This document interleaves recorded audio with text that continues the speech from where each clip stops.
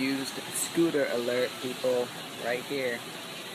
This color has been fire color. Tell your friends, people.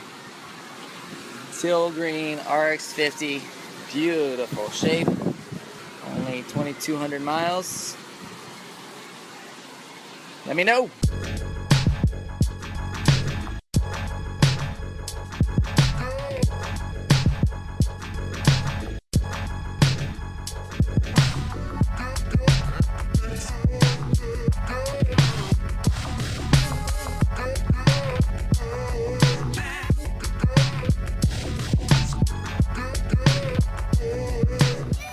Hi, I'm Lisa Buyer, and I'm here today with Collin Austin with New Scooters for Less. Hey everyone. And we're going to be talking about the power of Snapchat and using it to promote a business.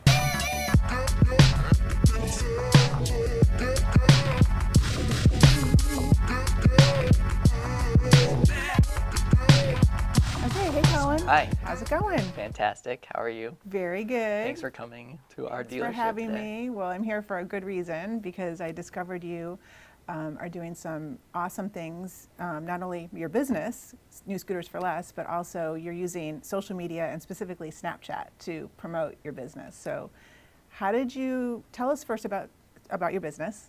Okay, so New Scooters for Less is a scooter dealership here in Gainesville, Florida. We're on a mission to make Gainesville the scooter capital of the world. In summary, like I was that college kid in 2004 that would sit and wait to get on the bus, and then the bus would drive by with those big words that said full bus. It used to drive me absolutely insane. I could never get on the bus to go to class, and I decided to solve that problem, and here we are many years later, still solving it to this day. So we're here in Gainesville, and University of Florida campus is a couple blocks away. Your audience is obviously college students. And so you're using social media. Let's just talk about social media in general. So how do you use social media from a business standpoint to reach your audience? I think the most important thing for me as a business owner is to continue to build those relationships with the customers. So many people today look at social media as like, oh, I'm going to go put this 20% off discount on my Facebook page. And I've just learned that that's completely the wrong way to do it. And I just use it as a way to share the experiences that are happening with those customers here at New Scooters for Less, but also continue to connect with those customers and to build those relationships. I don't want the experience to necessarily stop the day that they get their scooter. I want it to continue throughout the lifetime that they have that scooter. So you're using social media as a way to keep that relationship going. Mm-hmm. And I think that's what's been so great about Snapchat is, I have that ability to actually have that one-on-one interaction. Customers can snap me directly, and they know that if they have a question regarding their scooter, or if their scooter's making that weird sound, they're like, oh, this doesn't sound right. They can physically take a recording and say, Collin, does this sound okay, or do I need to bring this in? And it's just those little interactions that just enhance, that customer's experience. So you're using Snapchat in a way also from a customer service standpoint. All the time. Yeah. It's not something that I'm proud of in terms of saying these things happen, but customers, these are mechanical machines, and we sell hundreds of them every single year, and the fact is they're not going to be perfect all the time. So if something goes wrong, for example, I had a young lady who broke down on her scooter at 10 o'clock at night, and her scooter wouldn't start. She couldn't get it started. So she sends me a snap saying, hey, I'm stuck, can you help me? Hoping that I was going to have my phone on me and check my snap. And of course, I see the snap come in. And so I open up Snapchat and I help her problem solve, and I help her get that scooter started. And she was able to get home safely, which was my only priority at that time. But I've had that happen with Twitter as well. I had a dad actually a few weeks ago hit me up on a Friday night, 8 p.m. saying, at Innisfrel, please help. My daughter is stuck somewhere. And I was able to get his contact information and physically call them on a Friday night. So it's just, when the dealership's closed and the phone, nobody's here answering the phone, it's a way for customers to still be able to get in touch with us. And not all of it's troubleshooting, but it's great to have it for troubleshooting. A lot of it's just saying hello. And I actually had a young lady hit me up yesterday saying, hey, your team's telling me I need a job here. Will you hire me?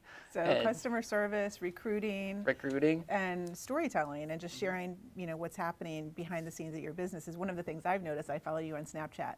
So tell us about some of the content you use and you create each day on Snapchat, and how do you come up with the ideas, and what are some of your favorites that you do? Actually, I think, and this, one of my favorite entrepreneurs is Gary Vaynerchuk, and he says to document, not create. And that's all I'm doing. So I'm just kind of documenting my day, whether it's, at 7 a.m. going to morning mile with my kids and dropping them off at school, all the way through the business day till the time I leave at, 8, 9 o'clock at night. So it's really just kind of documenting the day. Of course, there's some parts of the day that are more exciting than others, and so I try to capture those moments. But that's all it is. And you have a mix. You have a mix of personal side and business side, depending on what time of day it is for you, obviously, right? I do, yeah. I love showing kind of like the dad side of me as well. It's fun. Of course, my kids are at that age where they're extremely cute, and they do those really, 3-year-old type things. So it's fun to get them and get their interactions and play with the filters and the screens, and put the funny faces on them and that kind of thing. So I love doing that as well. And how do you measure? Because that's one of the biggest challenges that you hear about when it comes to Snapchat and businesses and brands. I mean, brands are really embracing Snapchat, but they're also challenged by how do you measure? So how do you measure Snapchat, and how can you tell what's working and what's not? Maybe I'm different when it comes to this, but I just don't care. There's days where I have 100 people check in, and then there's days where I get closer to 200 people check in. And I mean, it's kind of interesting to know that these are people that care enough to actually physically go and look at my story. And what is it that they see in that, and why they want to check in? I don't know. I just continue to document and let them check in. And you see your audience growing? I do, yeah. I mean, it's not like you get like extreme growth, but I mean, obviously during our busy season, I saw more and more people checking in, seeing what's happening at the dealership. I think there is a lot of curiosity that Snapchat creates, and obviously when we were in the process of moving this summer, there was a lot of renovation going on, and so that was kind of exciting because people were like, oh, like I'm getting behind the scenes of this office being built, and I'm getting behind the scene. Like I was physically asking people, what color do you like? Do you like this red? Do you like this green? Do you like, what color is it that you like? And actually soliciting like customers' feedback for our dealership, which was they were part of the experience, part of the decision making, which was really cool. So it's just a little bit of mix. And then like one thing that we've kind of become known for is Fast Forward Friday. And it's just something that I just made up out of nowhere. And we just started doing all the snaps on Fridays and Fast Forward. So, everybody's running around talking like a mouse. Everything's super quick, and it's just, I don't know, it's just interesting, I guess.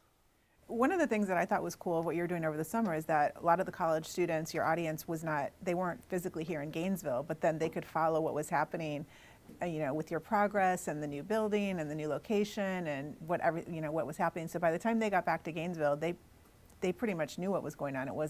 They weren't trying to figure it out once they got here. Yeah, and I think that's what's really cool about cross-blending platforms, because really nobody's going to know of my Snapchat unless they're looking for a scooter, or they've been exposed to us in some other form or fashion. So one of the things that we do is, when the University of Florida sends out the notifications that, hey, you've been accepted to UF, that's usually, I think it's in April. All the students start finding, all the incoming class start finding out that they've been accepted to UF. We start looking through all the hashtags. So for this year, we started looking at hashtag UF20. And we just started congratulating people. Congratulations, we look forward to seeing you this fall. And we just start that conversation months in advance, months before they even show up to Gainesville. Right. And it's just really putting that first impression, starting that relationship early, and hopefully they see, through Twitter, that they see our, Snapchat code and like, oh, like let me, take a look at this. And that's just another way that we've been able to grow a following, but really just expose people to our business early. So speaking of cross-promoting in your Snapchat URL, so I love what you're doing with the cross-promotion on offline types of marketing. So can you tell us a little bit about that, besides your business cards, which are awesome? What else do you do offline with Snapchat or cross-promoting? I have it on my shirt. So there's a little snap code on my shirt. We've put it on all of our invoices. So like each invoice that prints from the computer has a Snapchat code in the corner. The actual receipts that print have the Snapchat code on there. It's really hoping that those people who see it are just going to instantly recognize, what it is, and it's usually not a problem for us because right now, our demographic is that college student, and a lot of college students are on Snapchat, so they see the symbol and they instantly recognize that, oh, like this is a Snapchat code. So we've just been able to do that. Obviously, that's online. I was going to say on platforms, just using the picture. Mm-hmm.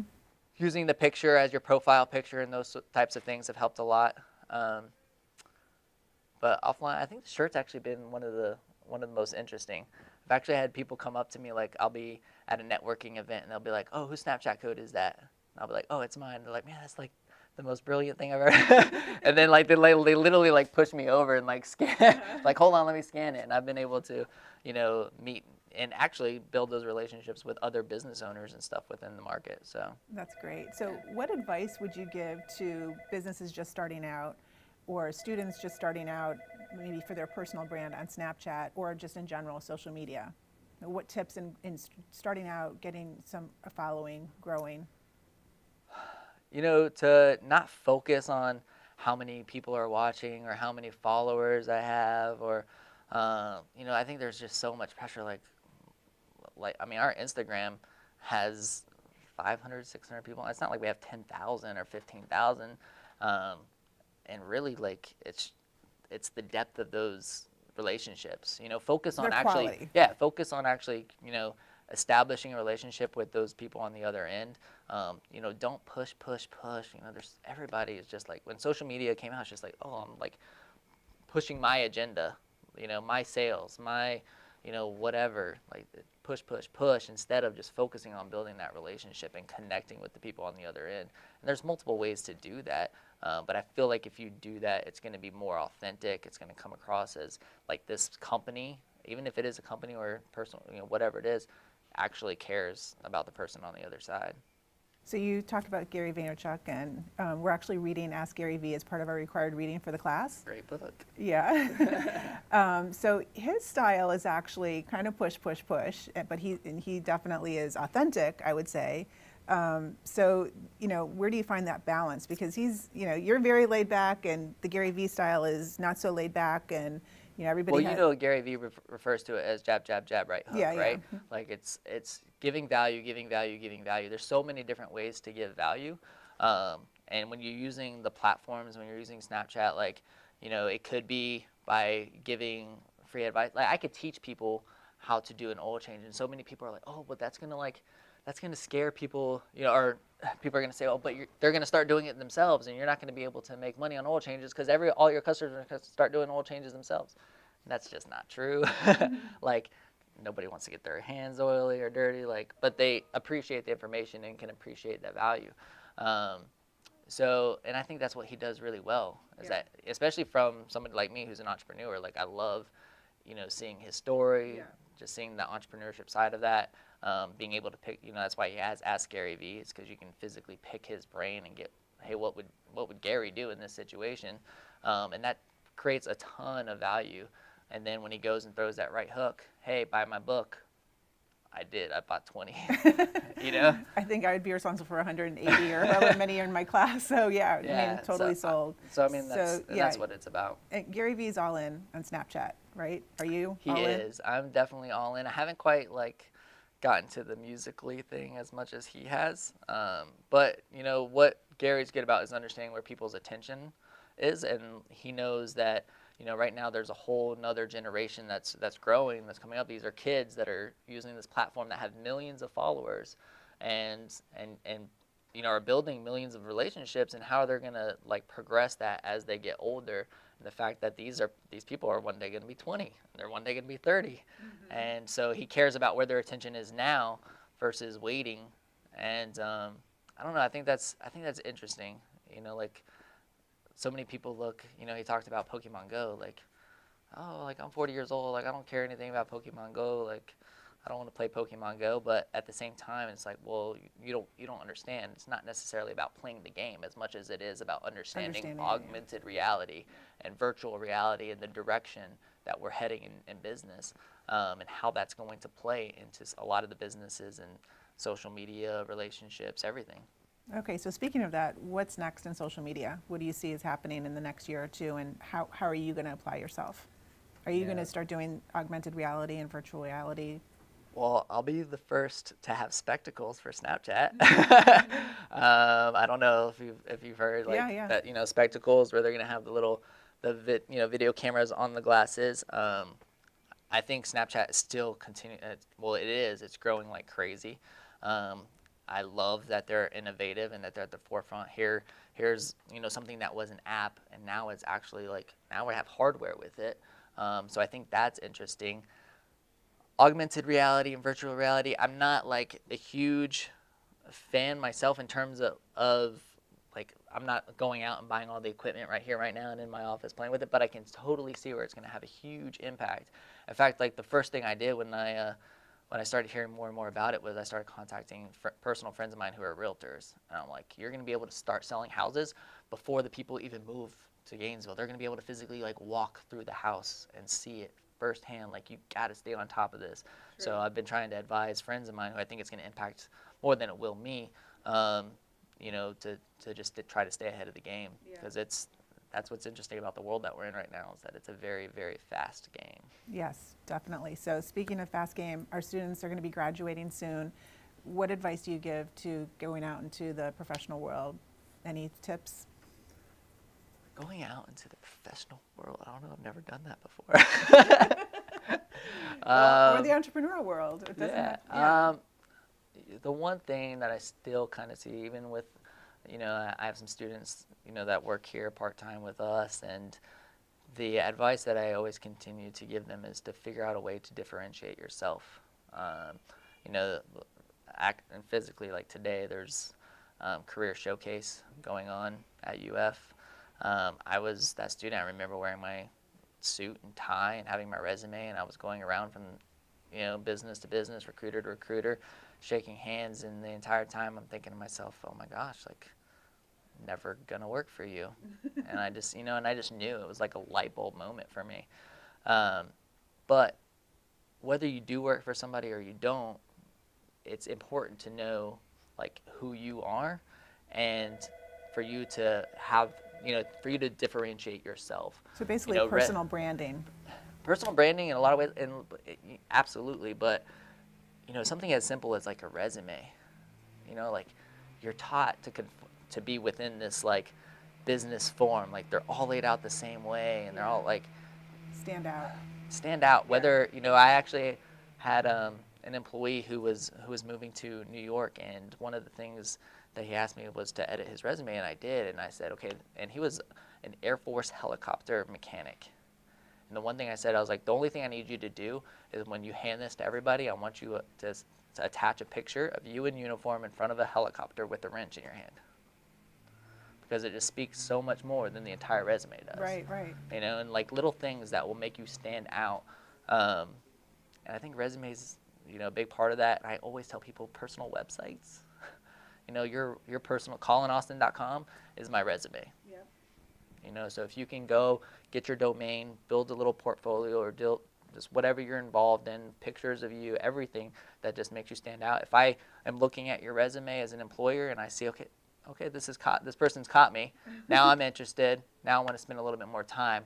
Well, if I have that personal website on there, and I go and go to lisabuyer.com and see, boom, here's everything that I want to know about this person, and that'll help me come to that decision of whether or not I want to bring you in for that interview and so forth. Awesome. Okay, Collin, thank you so much for joining us and sharing all your Snapchat and business wisdom. Absolutely. Feel free to scan my code. Yeah. Don't forget. So if anybody wants one, you can go obviously to CollinAustin.com. It's on there as well. Or just walk over a couple blocks from campus. Absolutely. If you need a scooter, showroom. Come get a scooter. So, well, thank you. Yes, thank you.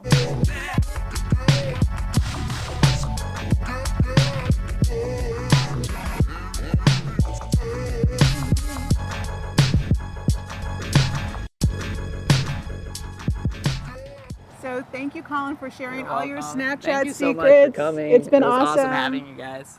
So if I can help anybody, just let me know. See you in class. Bye.